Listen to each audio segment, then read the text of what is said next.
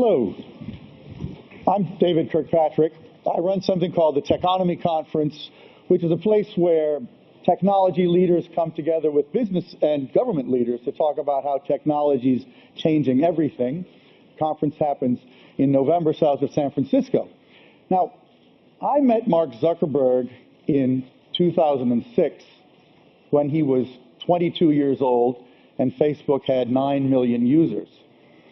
I was so impressed with him from that very first meeting and impressed with his long-term vision and the scope of his thinking that I ended up writing a book called The Facebook Effect, which, by the way, is published in both Spanish and Catalan.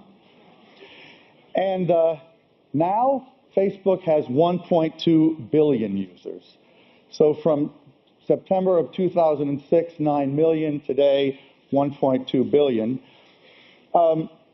It's the largest communication service of any type that's ever existed.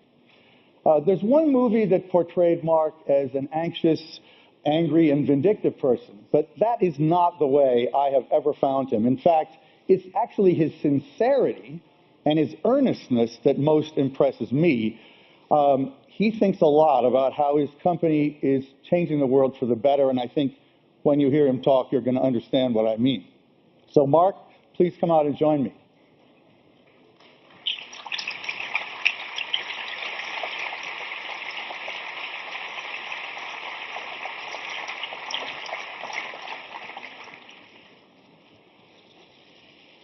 Okay, Mark, so clearly there's one topic that we have to start with. It's been on everybody's lips for the last week or so.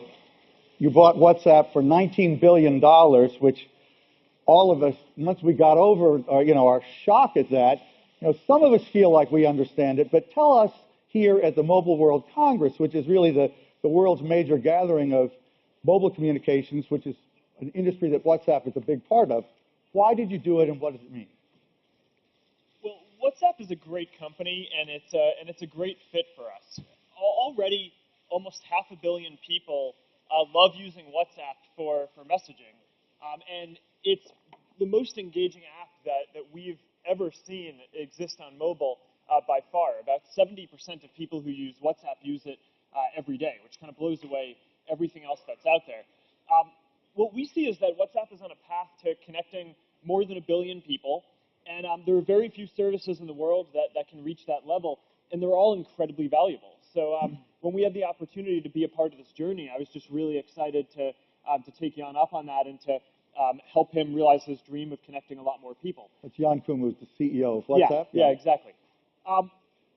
In terms of fit for Facebook, when Jan and I first met and started talking about this, we really started talking about what it was going to be like to connect everyone in the world, right? And a lot of this is the vision for Internet.org, and that's what I really want to take the time to focus on today.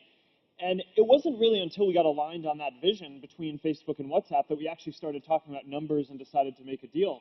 But it's that vision that I think makes the company such a great fit, and it's the shared kind of goal to help connect everyone in the world. And today, what I really want to focus on is Internet.org and how we can build this model for this industry that can deliver the internet to 5, 6, ultimately everyone in the world, and in doing so, build what is going to be a profitable model, a more profitable model with more subscribers for carriers and get everyone on the internet in a much shorter period of time than hopefully that video that you were showing up front said that we were going to connect another 1 billion people by 2020. I hope we can do a lot better than that. Yeah.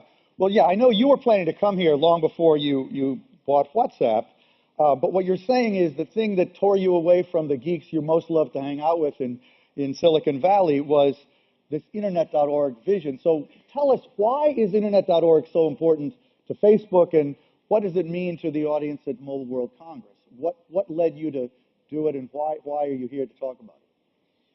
Well, one thing that I think it's easy to take for granted is that most people in the world don't have access to the internet at all, right? It's only about 1/3 of people have any access to the internet. It's about 2.7 billion people today, and it's actually growing way slower than you'd imagine, right? So, people often talk about how there are 5 billion phones in the world, and That's pretty quickly transitioning so that, in 5 or 10 years, most of those will be upgraded to smartphones. And that kind of carries this implicit assumption that as that happens, people are going to have access to the internet.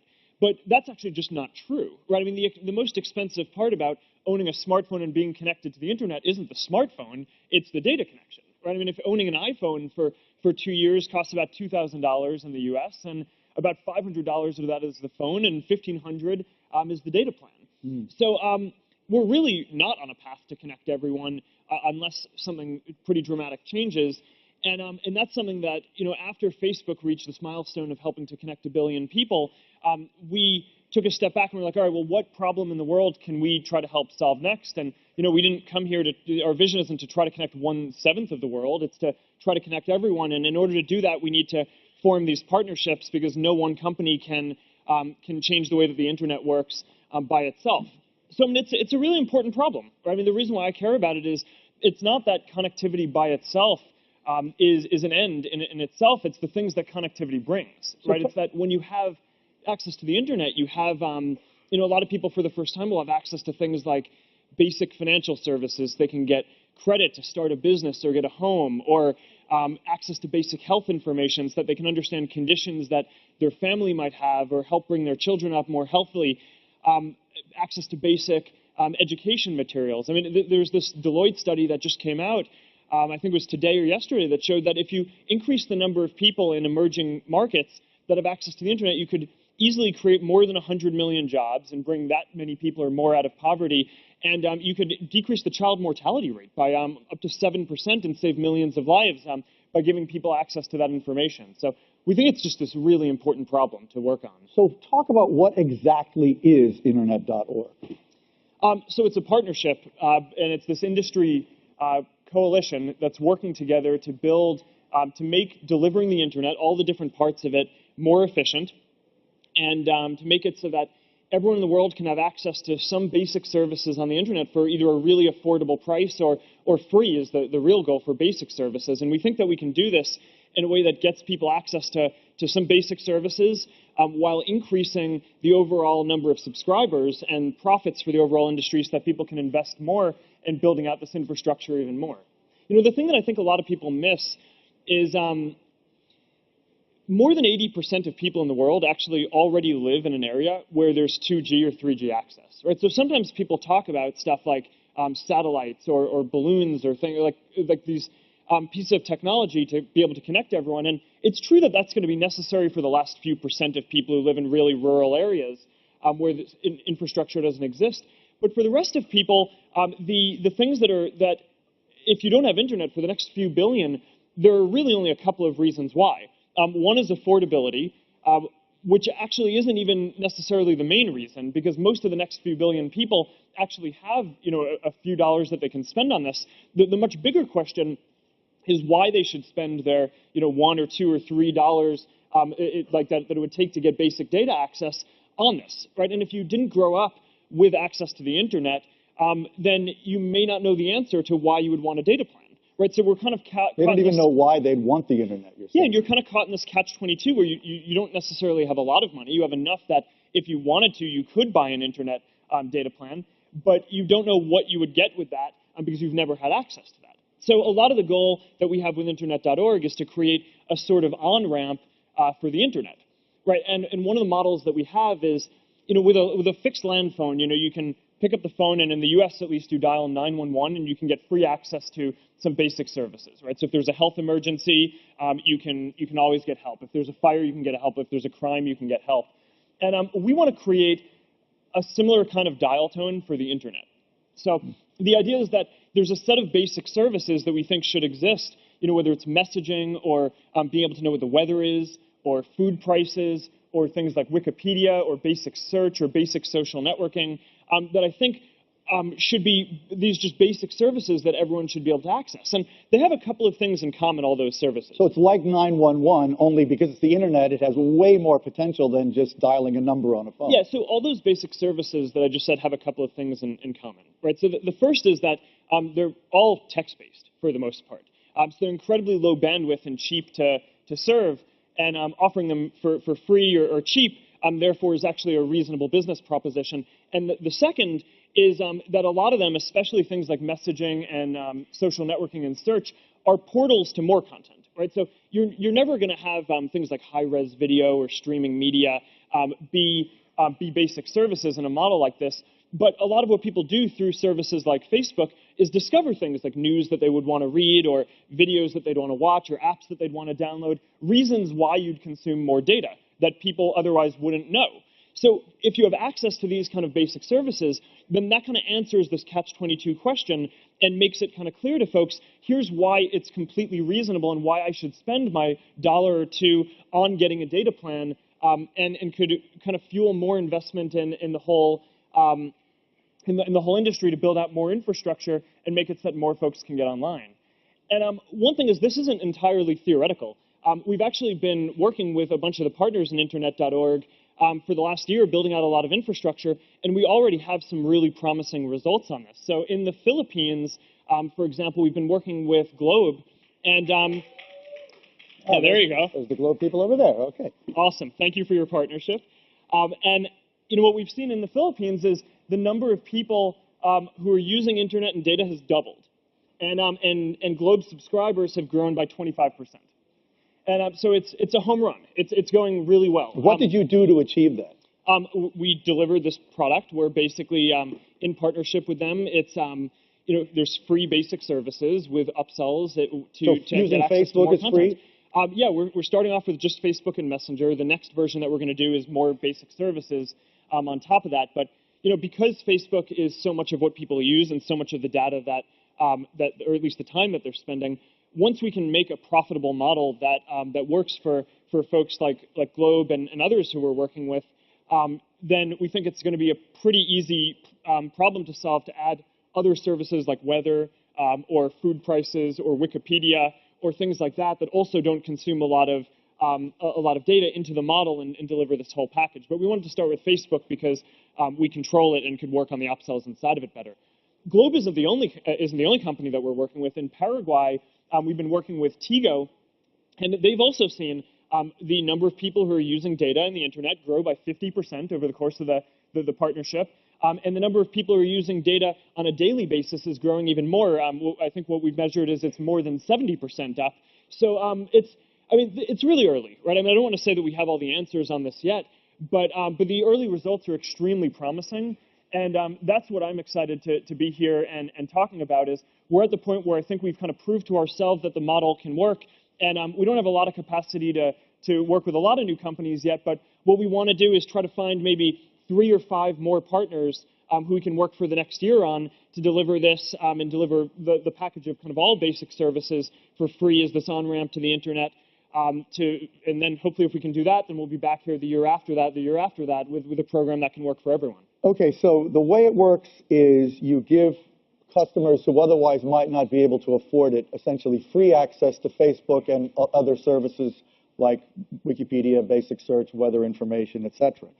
So how do they make money from that? I mean, that sounds like a great thing for people. People would want to use it, clearly. I can see why they'd come on board for that. But what's the long-term promise for the operator? Why would they want to partner with you? So it goes back to this question of why do the next 2 or 3 billion people who are going to get access to the internet, why are they not on the internet today? Right? And it's not because carriers aren't in their zones. Right? I mean, 80% of people or more live in areas where there's 3G or 2G coverage. The reason why they're not on is because even though a lot of them have the money to afford it, they don't know why they would want to get access to it. But people know what there are some services that people know. I mean, people know Facebook. They know WhatsApp, right? So if you ask someone, do you want a data plan? They might say, I don't know why I would want a data plan or why I should spend my $1 or $2 of disposable income on that. But if you say, do you want Facebook? Then they'll say, yeah, I want Facebook. Yeah, I want WhatsApp. So once people have those things for cheap or free, then through those services, they come across all these other things that they want to consume, right? News, apps, different media. And then so it's a kind of gateway drug. Yeah, we think about it as an on-ramp. Right, so it's kind of, and we think it's sustainable. Better an on-ramp than a gateway drug. But the point is, it leads to further consumption. Yeah. Yeah, and it kind of, but the important thing is that it shows people why it's rational and good for them to spend the limited money that they have on the internet. Which I really believe it is actually the rational thing for them to do. All the data and studies that we've shown show that it will not only increase their opportunities to find jobs and health and education and all these things, it makes the economy better. And if we do this as an industry, it will also, for self-interest, just increase the profits of all of the different companies that are involved here and allow us to invest more in building out the infrastructure to deliver even better internet to people a lot sooner than we're on track to as an industry without doing something like this. So did your work with Globe suggest that they really make more money as a result of this thing? We're on the way, right? I mean, I think there's, we've been doing this for only a few months now. So, I mean, that's kind of, I think, makes it even more impressive that the number of people using data in the internet in the Philippines is doubled on their network in just, I think, the 3 or 4 months that we have. We're near break even and still have a bit of work to do, but we are very early in tuning this. And this is a lot of what these partnerships are, right? Is we work with folks, and early on it starts off and it's not tuned, and you're going to spend a little bit more than you're making up front. But from what we've seen in the rate of improvement, we're highly confident that we're going to get this to a point where it's going to be very profitable. Okay, for folks. so be more specific of what you want from carriers, because there's nothing if not carriers at Mobile World Congress. So you got the right audience, but what do you want them to do if they were to work with you? What would it be like to work with you, and what can you do for them specifically? So right now, a lot of what I just want to do is share the vision and get people starting to think about this. We don't have capacity to work with a large number of partners at this point, but we want to work with a few more. So maybe 3 or 5 more partners to, if the first step was testing just a couple of basic services, then what we want to trial over the next year is the full kind of vision, right? So all of the different services that we talked about with all of the different kinds of upsells and things that we think that we have the ability to do if we work with a carrier deeply and plug into their systems deeply to make all these flows really efficient and use all the knowledge that we have about customers that both we and the carrier have. And we basically, a lot of the arrangements that we've had with folks, we'll test something out for a couple of months at a time. We've been really lucky with some of the partnerships that we have. I mean, I mentioned Globe and Tigo, and there are a handful of others that, there have been longer-term partnerships that give us the ability to test things, and even if they don't work in the first month, to kind of keep on pushing and getting them to work over a 3 or 5 month period. What we want to do for the next set of partnerships is kind of have a year-long period where we're really diving in together with a couple of folks to see how far we can push this and make this model work. And my goal would be to show that the model works in full over the next year, and then to be back here either next year or the year after with a systematic program that we can roll out to everyone who wants to work with us at that point. But for the next year, we're really just looking to work with maybe 3 or 5 companies who are really serious about trying to connect everyone in their country using free basic services. Okay, if they're giving free access to Facebook, that's good for you. Sounds like you could make some good money from that. So is this You'd be surprised. Well, is this just a way for Facebook to make more money, basically, then? I mean, what is the reason why Facebook is doing this? So over the long term, I hope. But I mean, one of the unfair economic realities is that the people who have the vast majority of the wealth in the world are the billion people who are already on Facebook, right? So when I talk about this with my board of directors and I put in front of them a budget to spend billions of dollars on trying to get internet.org and this vision to work over the next few years, I mean, they rightfully ask me, okay, well, how is this going to be profitable in the near term? And I cannot construct any model that's going to add up in the near term, right? Because the ad markets in these countries don't really exist in a huge way yet that is going to make us be break even on this over any period of time that we typically make investments. But I believe in this because, I mean, first of all, this is why I started Facebook, right? I mean, well, like I said, you have a long-term view, but go on. Yeah, I mean, I built the product originally because I wanted it at Harvard. But I mean, the vision was that that someday someone should try to help connect everyone in the world. And reaching 1 billion people ourselves was really this moment for us where we took a step back as a company and we're like, all right, what are we really here to do? Right? If we can help connect 1 billion people, are we going to spend the next few years getting to 1.1 and then 1.2 and 1.3? Yeah, we'll do that, right? Because we'll do that on the way to something else. But there's got to be something bigger. And for us, it's really this vision of connecting the world. And, when I think about the vision for internet.org, even though I think we're probably going to lose money on this for quite a while, all the different things that we're doing, the reason why I'm optimistic is just like social networking early on, the reason why we did it, even though all these bloggers and folks were saying, oh, this is just a fad, or, oh, okay, fine, so some people are using this, but it's never going to make money. I never really cared about that. I believed that it was just this important thing, and I couldn't connect all the dots going forward. I didn't know enough about the world or business to do so, but I just felt, this is an important thing, right? And if we do something that's good for the world, then eventually we'll find a way to benefit from that in some way. And I kind of feel like that around internet.org as well. There's no clear plan that I can say today is like, okay, this is going to be good for Facebook, but I think it's clearly good for the world, and like every metric of good for the economy and global health and people in these countries and everything, I think you can see that. And over time, I think if we can deliver this, then it'll probably be good for us over time as well. Is your board completely cool with that?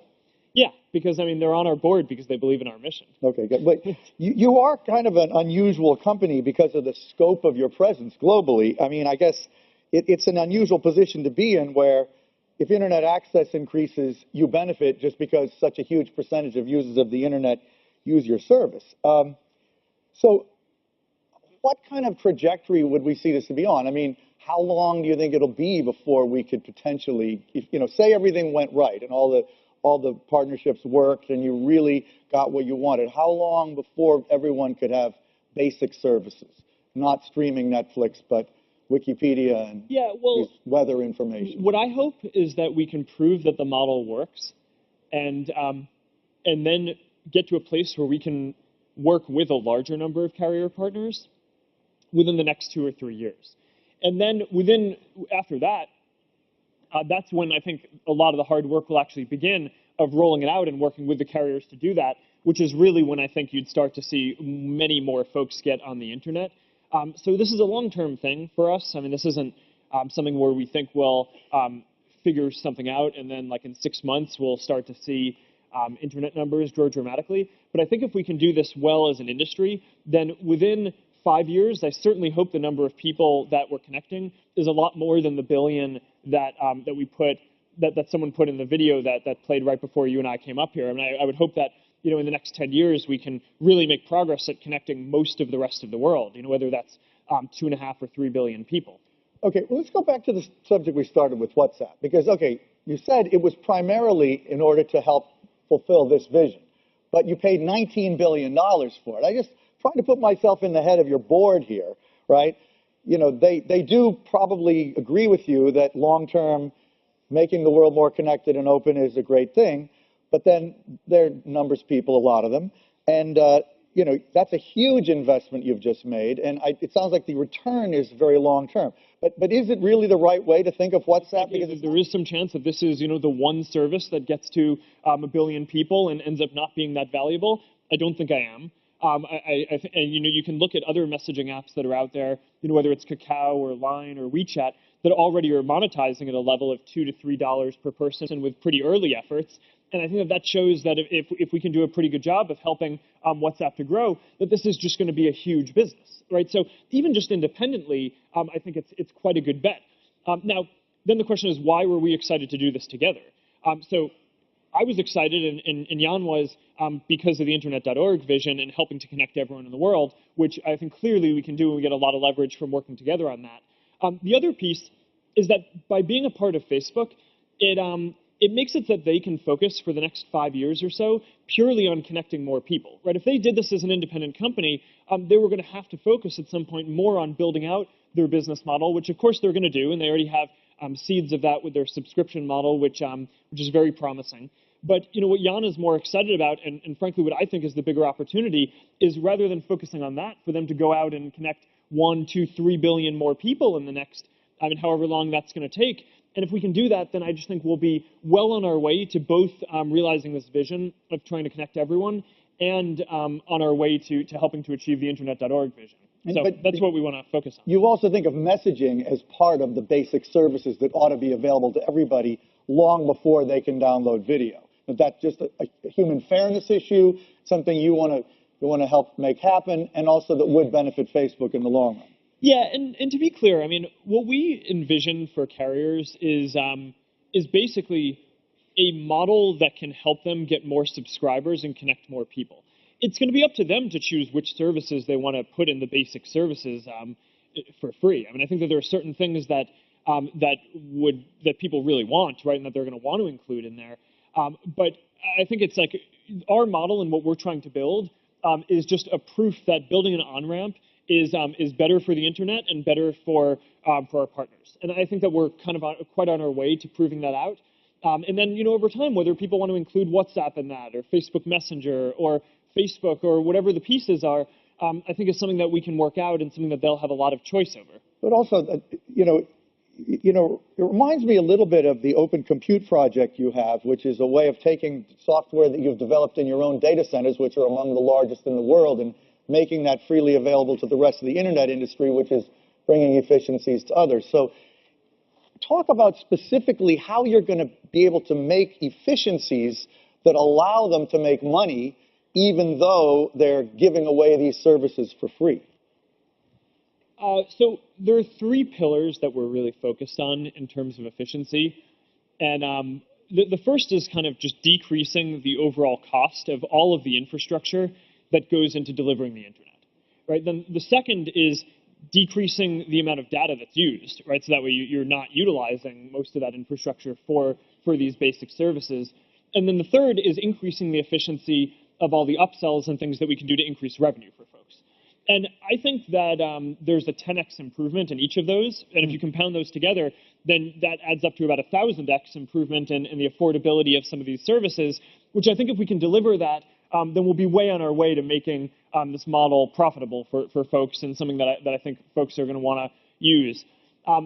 So I can go through each of those. Well, right? so part of it, though, is also allowing apps like Facebook and other apps to just simply use less data while delivering the same capabilities.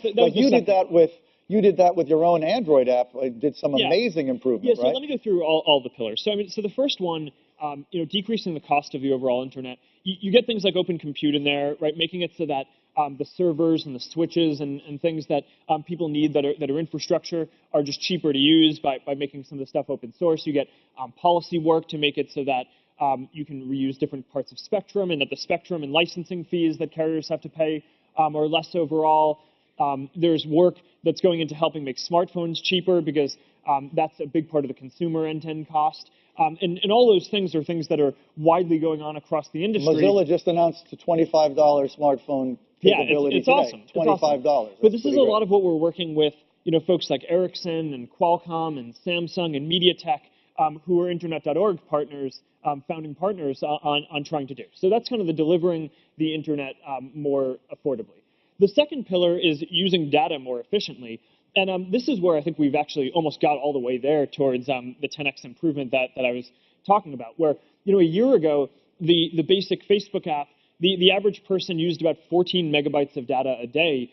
This is a global average? Yeah, because we hadn't, optimized 14 megabytes. Yeah, the quality of the photos to be optimal for different folks, and just a lot of things that were fairly wasteful. I think we're already down to around 2 megabytes on that, and we have a pretty clear plan to get to 1. And a lot of what we're doing, experience being that different. Yeah, without changing the experience at all, just kind of optimizing and focusing on this. And then we bought this company Onavo, which does client-side compression, so that allows a person to route all their internet traffic through them and make it so that they can save, I think in some cases it's 50% of the data costs go through that. So that doesn't just apply to Facebook services, that's everything. And then there are other things like the Snap2 platform that we have for building really efficient low-end smartphone and feature phone apps as well, that we can use as a platform to allow other apps as well. So that's going to be a big thing. And then the third pillar is making it so that we can just increase the amount of upsells to subscriptions that people have when they're using these basic services. And that's a lot of the work that we're doing with carrier partners already. And we've seen, I think, maybe even more than a 10x improvement on that piece already. And the thing that's most promising is that there's still so much more room there. Talk more about how that would work, though, these upsells. I don't understand exactly what you mean. I mean, you just make it so an example is, you're using your Facebook feed and you come to a link to something that isn't included in the basic services package, and you click on it, and then there's just there's a pop-up that shows up right there that just says, okay, well, if you want to consume this, then you can buy this data plan, and you make it one tap because it's tied directly into the carrier's systems, right? It's like you need to pay 10 cents and see this video. Right, so you can, and the more friction we can take out of that process, the easier it is and the more that people will want to buy data through things like that. So that's where the incremental revenue can come, Yes. where the savings are coming on the other exactly. side, because the carriers will be actually delivering less data for the same quality of service. Okay, talk a little bit about this Ericsson lab that you just announced today, where you're going to have a lab on the campus at Facebook in Menlo Park to help other apps do this, right? Yeah, so one of the things that we want other developers to do is feel empathy for the high data consumption experiences that they're creating. So we did this hackathon recently that Ericsson hosted, and a bunch of other great companies were there. I think Spotify and eBay and Twitter and a handful of others They were brought there. their apps to try them out. Yeah, so what Ericsson did was they built this infrastructure. They brought this infrastructure to make it so that developers could simulate running their apps in all kinds of different conditions. And when you feel that, you really get this feel for, okay, I really need to take a lot of the data use out of this because it's just unusable in all these places. And once these people who are running these companies have these firsthand experiences of experiencing their app in that condition, which a lot of folks in the US and Silicon Valley just have never traveled around and seen apps in those environments, you really come away with empathy for what you're subjecting the people who you're supposed to be serving to what a bad experience that can be, which really incentivizes you to make it more efficient and drop the amount of data that you're using, which of course saves money all around for consumers and carriers. I heard that some of your people were in Africa and they went into a store and bought some SIMs and put them in a phone and tried to use Facebook, and they found, to their shock, that it was a much more difficult experience than they expected. Is that right? Yeah, we have this rotational product manager program. So a lot of folks who are coming out of college, we don't assign them to a team. They rotate around the company and just get exposure to different things. And I think we send all of the rotational PMs to an emerging market to feel what Facebook is like there. And they all come back with really interesting stories of things that we're just absolutely messing up and need to do a better job on in order to deliver this well. But I think it's internalizing that empathy, getting that empathy for those experiences in our company, I think is what's going to enable us to really get the push to make these things as efficient as they need to be. In a way, the role you're beginning to play is something like a systems integrator for the internet, is sort of the way you're describing it. I mean, you are kind of drawing together all these communities. I know you just announced something today in Rwanda where even the government of Rwanda is involved, and you're helping, and Nokia is going to sell especially cheap phones to students so they can get free access to educational information. Is this a role that you think Facebook will play more and more, to be like a kind of a convener or systems integrator of all these parties so they can make it happen together? I don't think Facebook should get that much credit for that. And actually, one of the things that I want to be really clear about, and I said this, but I don't think I can make this point strongly enough, is Internet.org is this big coalition across the industry. And we're playing one role in it. I think Facebook has some unique perspective building the most used app in the world, and that gives us some position to be able to really understand what we need to do to deliver these things more efficiently. But so much more, no one company can do this work by themselves. I mean, this is all, it's a partnership between the folks building the infrastructure and the carriers and other developers and governments and public sector, other work in order to deliver this. And it's going to be all these folks having to come together to make this possible, because there's just no way that Facebook could do this by ourselves. And I think if we came away today with the feeling that this is somehow like my vision or, we were doing this, then that would just be completely wrong. So the range of partners will grow considerably over time. Yeah.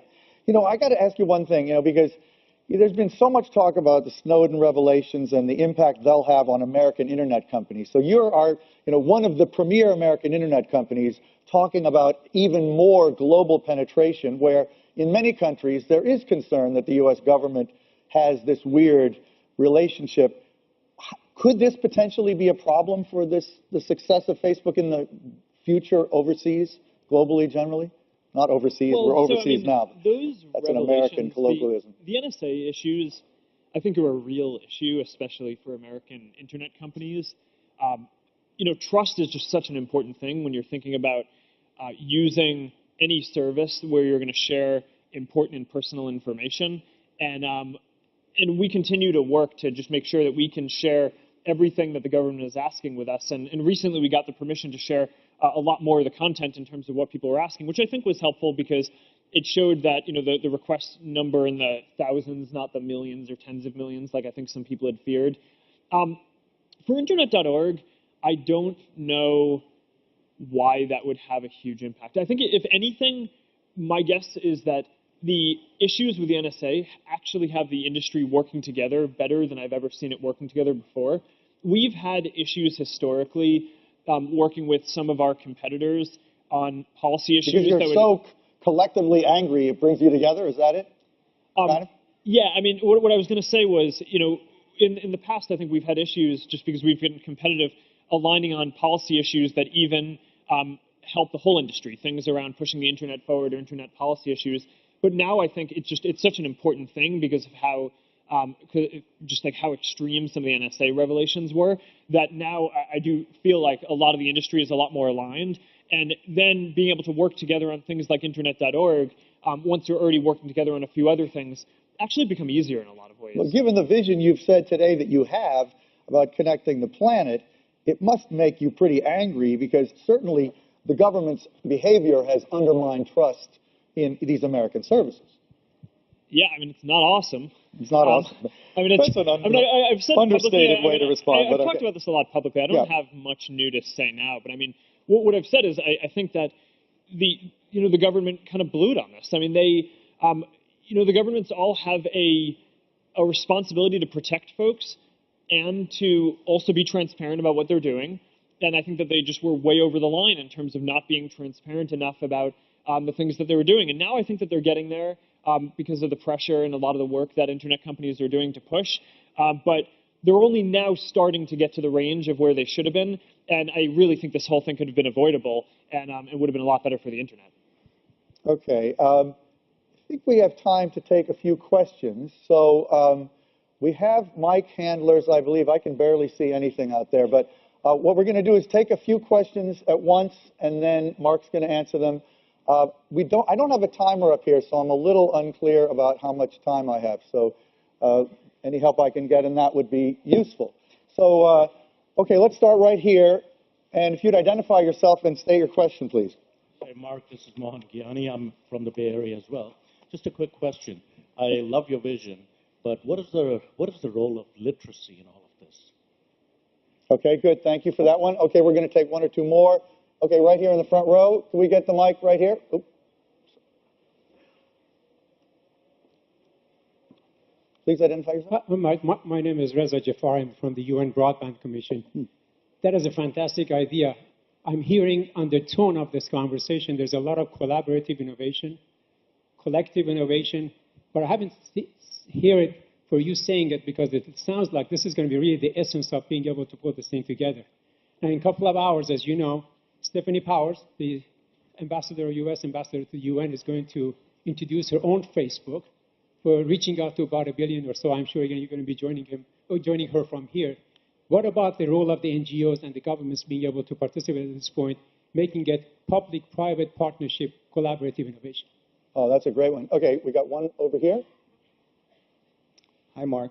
I'm a journalist from the Netherlands, right here. I have a question about WhatsApp. WhatsApp has a lot of contents and data in the messages, currently not really used, at least not in the way that Facebook uses a lot of those data. Are there any plans to change that, is my question. Okay, let's start with the role of NGOs and governments, because that's really a key question that I was eager to hear you talk more about anyway. So I think that the internet is not something that any one company or even one sector of companies or organizations works on. I mean, this is going to be something where there are going to be carriers and app developers and infrastructure providers and governments and NGOs and a lot of different types of folks. And Facebook's role in this is not we're not organizing all the pairwise connections between those. I mean, a lot of collaboration is going on. And what we've tried to do is help to create this internet.org umbrella framework that aligns the mission and a lot of the work that a lot of these folks were already trying to do and say, okay, these are the companies that are trying to do this work.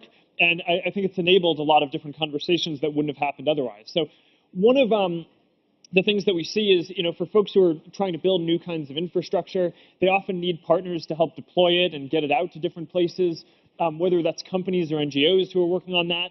I think that there's a wide variety of options.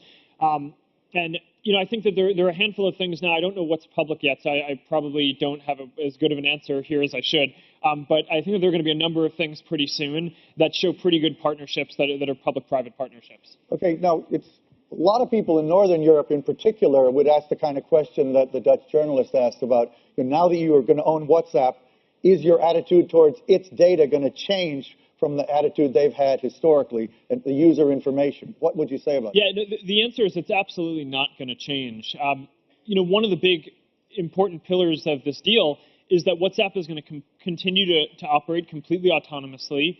They'll use the services from Facebook, whether that's help scaling in different tools or different infrastructure, or help using the people at our company to grow different functions within the organization. Whatever Jan wants to use, he'll have the ability to use, but the vision is to keep the service exactly the same.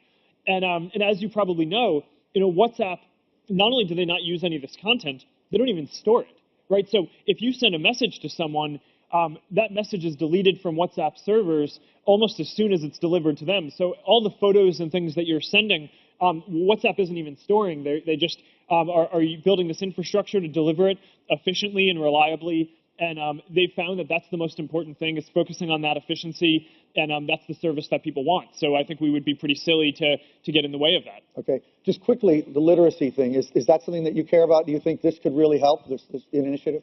Yeah. I mean, I think we have a long while to go before we're running up against people who, they're not super high-res photos, are pretty universal forms of communication that I think you're just starting to see more and more, even in populations that are highly literate, are what people are using to communicate, because they're just more efficient a lot of the time. Okay, good. We have time for a couple more. All right. Well, I can see the front really easily. Go ahead. Do we have a mic? Sorry, mic's coming. Am I supposed to? Okay, I'll go to you next, and then. Mark, and then my name is Manish. Well, to you. I was really Yeah. inspired by a vision of Internet.org. As you think about connecting everyone, really you have to think about countries which have large masses of humanity, countries like China and India. So do you have a specific thinking or a strategy towards those big chunks of humanity which is in these countries who may not have access to internet or communication at this point? That's a good one. Then right behind there, number 4. Can we do that one? Do you have a question? Okay, no. Somebody over here has a question, right? Hi. Yeah. Yeah. Hi. Hi, Mark. Welcome to Barcelona. My name is Bruno. I'm a journalist. And I want to ask you, if you are creating what's next, what idea do you have right now in your mind that you will put in 2020, let's say, Facebook, and which is going to be the key to help the world to be a better place? This isn't enough for you? Just to connect the whole world. There's one more over there. Okay, I can't really see, but you tell me. Just tell them to go. I can't. Hey, Mark. What's up? Are you gonna? This is Kayvan from Silicon Carne. Are you gonna do another bid on Snapchat, or have you given up on that? Okay. Well, respond as you see fit. We have like just a few little bit of time remaining. What was the first question? What was the first? India and China. Yeah. We think that the model that we're building and working towards here is pretty universal. So I don't think what we've tried to optimize for so far is partners who believe in this and want to work with us on it, right? Because it will take investment, right? We're not going to just turn this on and then in the first month it's going to be this massively profitable thing. It's going to take a while to grow the internet in the country and to then turn the people who are then on the internet into subscribers who are paying. And we think that we can get there, but it's going to take some investment. So what we've tried to do is focus on folks who believe in what we're trying to do and working deeply with those folks. China's a little challenging for us because we're not running there. So our ability to work with different folks there is more limited. But again, a lot of what Internet.org is trying to put forward this model for how this can work. And there's no reason why, if we show that this can work in different places, that different companies that are running in China can pick up the ball and run with this there. I would love to see that happen. Any comment on Snapchat? No. Why am I not surprised? I think we. I mean, look. Where's Rudolph? It's like once you do, after buying a company for $16 billion, you're probably done for a while. In your case, I'm never sure. But okay, Mark, thank you so much. Fair. Thank you so much for being here. Really good talking to you.